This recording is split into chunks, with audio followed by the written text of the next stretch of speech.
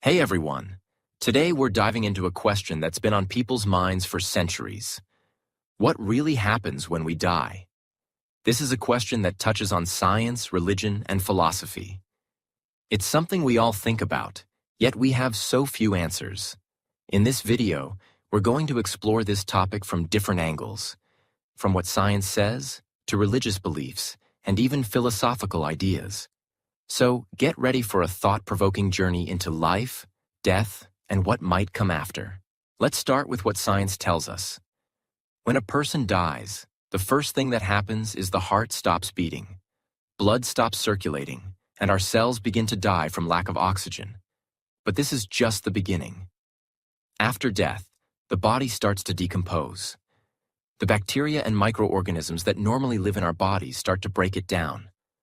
Over the next few days, the body shrinks, changes color, and emits a distinct odor of decay. This process can take months to complete before the body fully breaks down. But what about consciousness? What happens to the mind when we die? From a scientific perspective, when the brain ceases to function, our consciousness ends as well. There's no evidence that there's anything beyond death, though some researchers are exploring the phenomenon of near-death experiences, which remain a mystery. Now let's look at what religion says about life after death. Different religions around the world have their own interpretations of what happens when we die. For example, in Christianity, it's believed that after death, the soul either goes to heaven, hell, or purgatory, depending on how we lived our lives.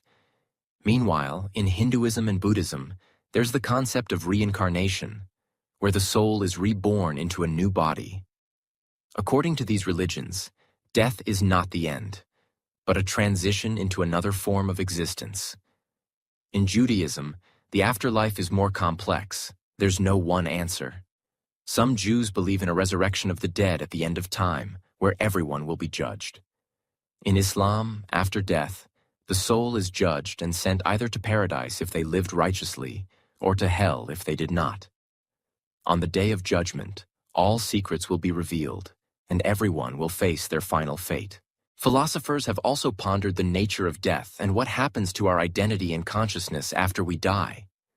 One of the most famous philosophers, Plato, believed that the soul is immortal and doesn't die with the body. According to him, death is just the separation of the soul from the body, and the soul continues to exist.